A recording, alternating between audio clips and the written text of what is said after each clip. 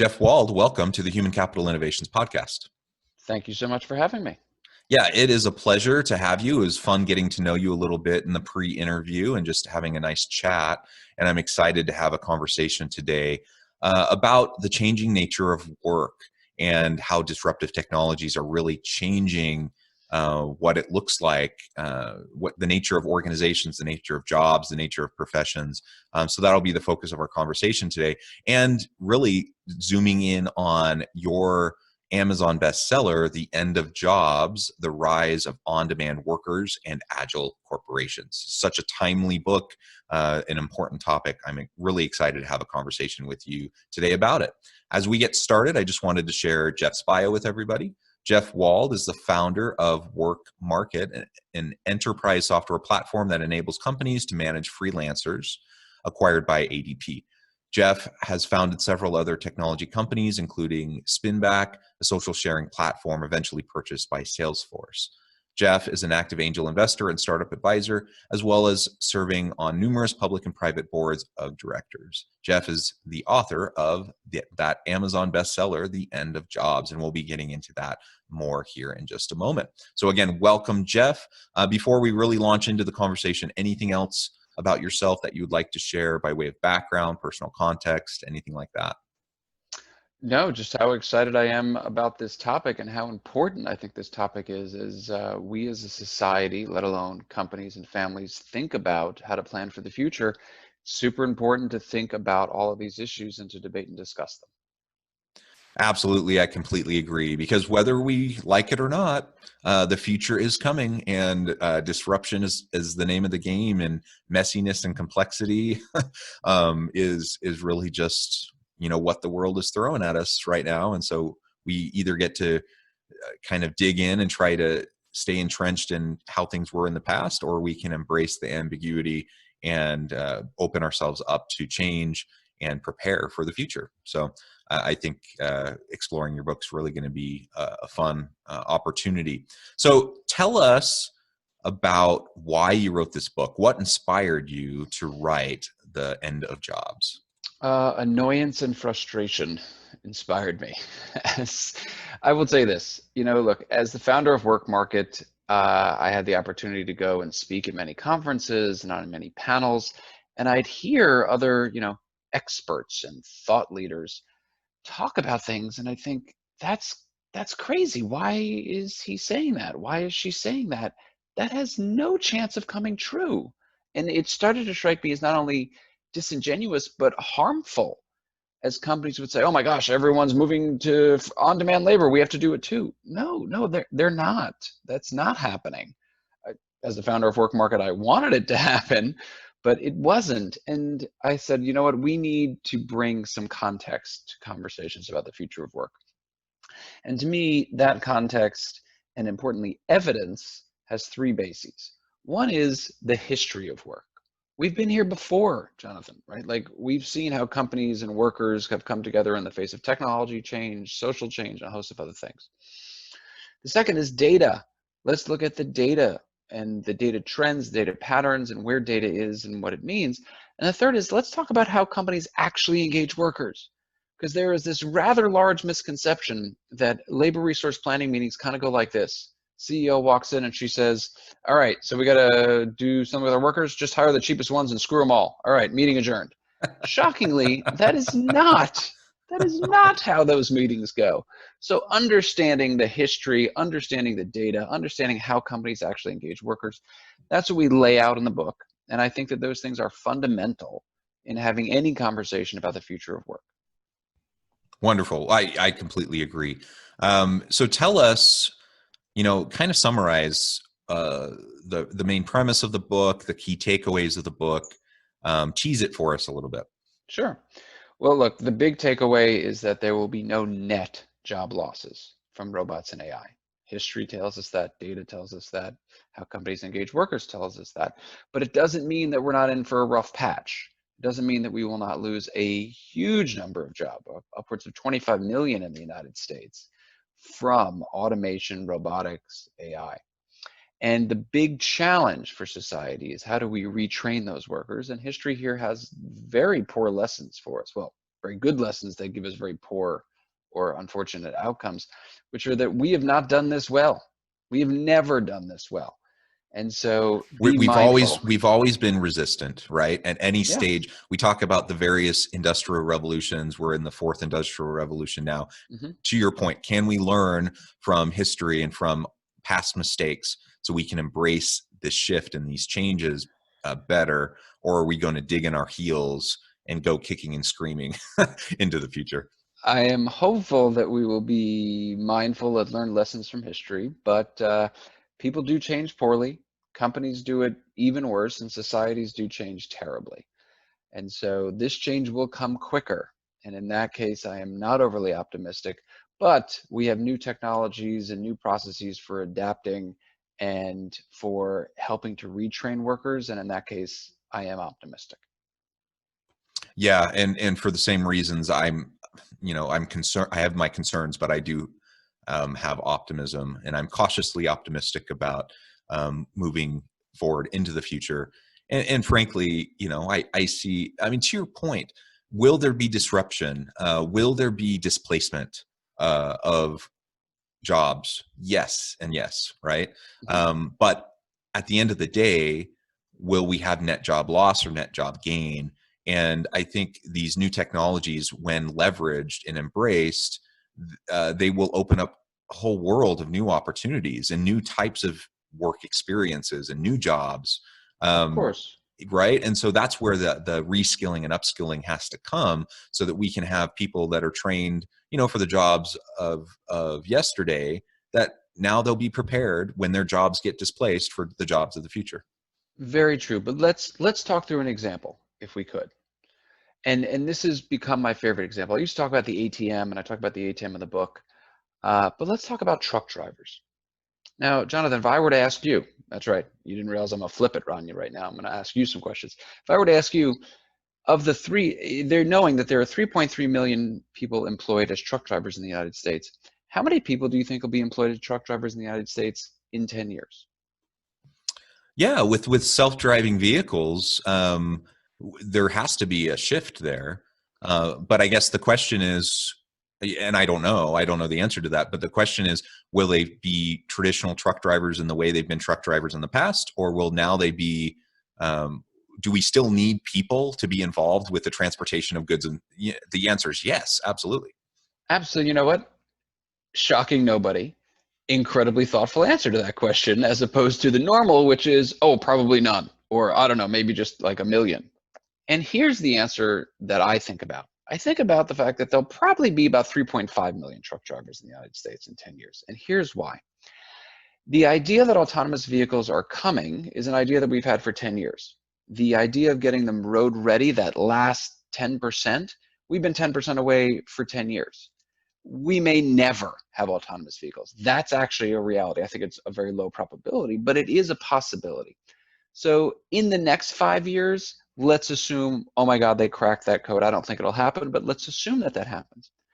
When that code gets cracked and the vehicles are road ready, it doesn't mean the road itself is ready. It won't have the infrastructure, the sensoring technologies, the recharging technologies, the regulatory environment necessary to have these trucks going all over the place. That may take another 10 years in and of itself, but let's say it only takes another 5. It won't. It'll take much, much longer. Now we're 10 years out. And then what has to happen? Trucking companies have to go and replace their trucking fleets. It will cost upwards of $300 billion. I shouldn't say upwards, by the way. That's the low end estimate to replace the 2 million semi-truck tractor trailers in the United States.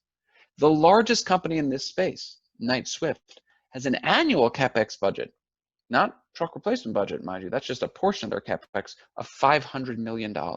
So let's say they spend $100 million to $200 million on truck replacement. It would take them, the largest company in the United States, 10 years to replace all their trucks. And then to your point, even when they're there, they're still not going to get rid of every single truck driver.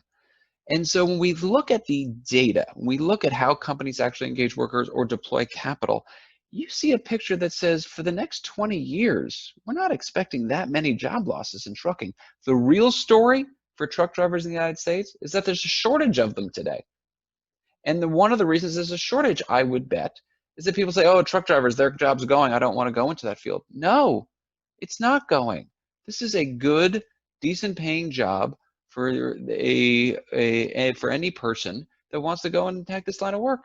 And we should be encouraging people to move into those types of jobs.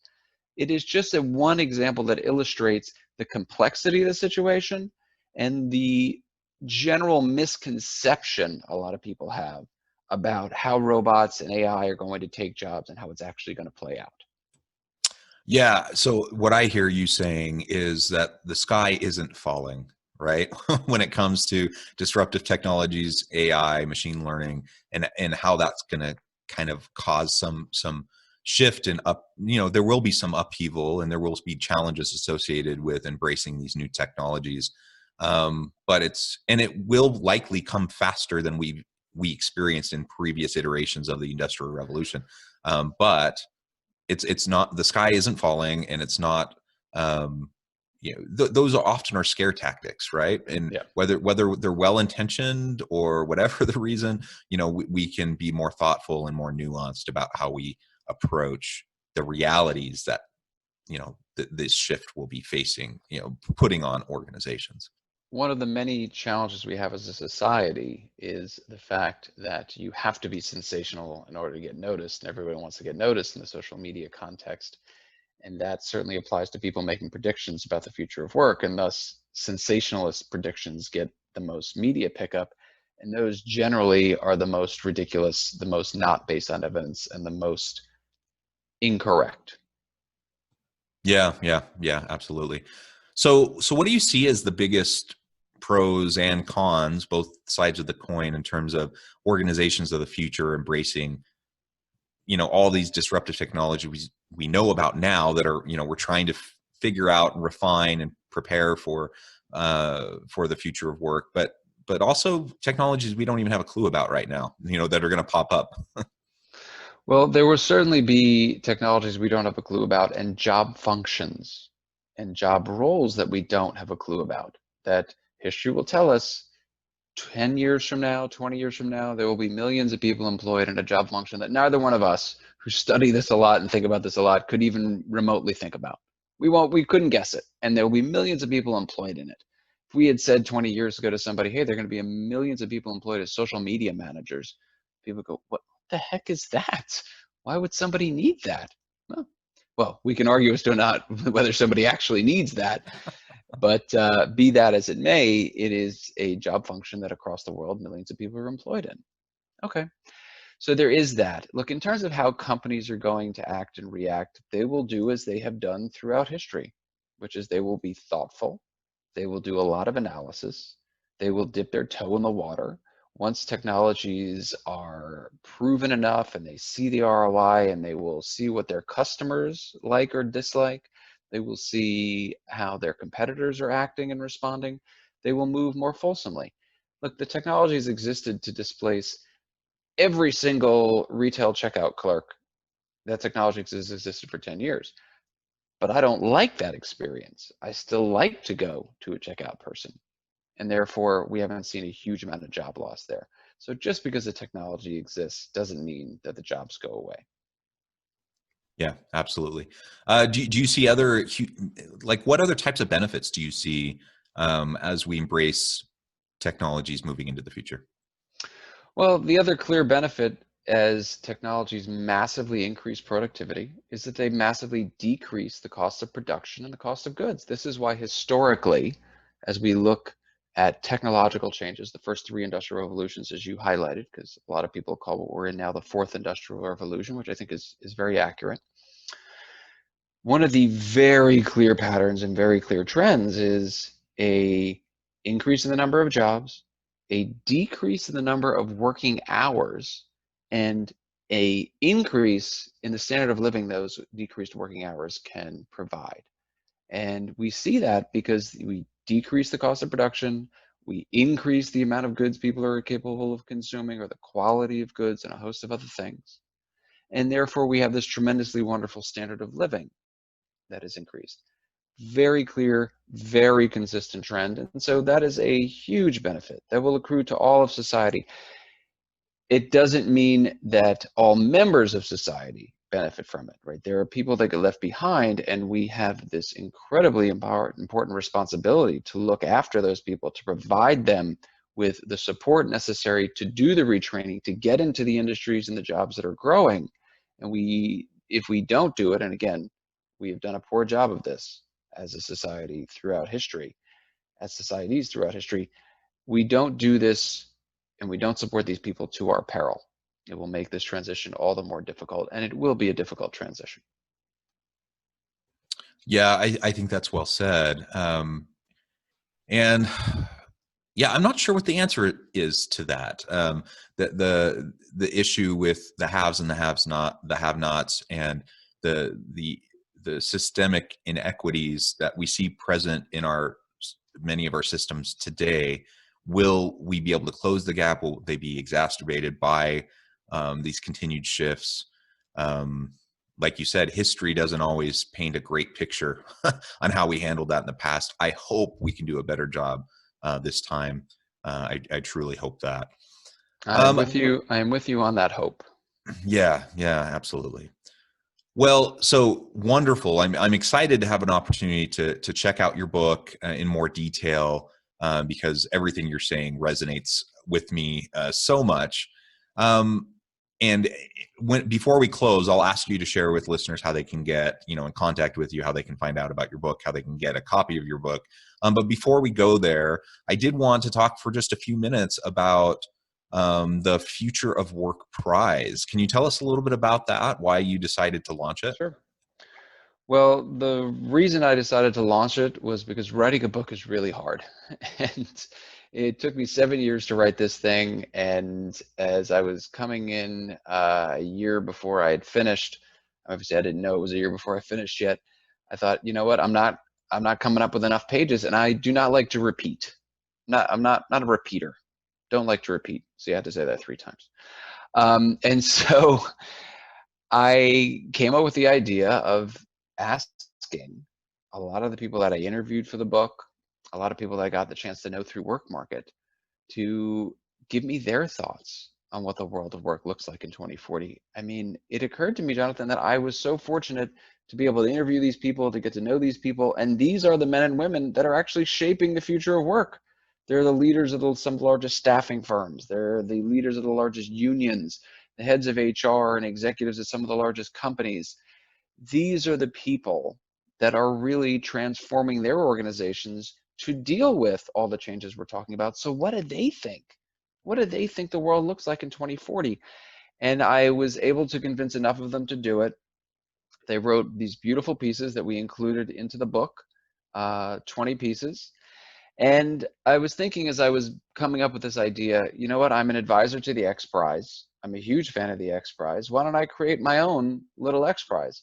So I personally put up a $10 million prize, which is the X Prize amount, for whichever of the authors are the most correct in their prediction. Now, that means we got to wait until 2040 to find out who is the most correct. So this will be the one area in my life I root for inflation.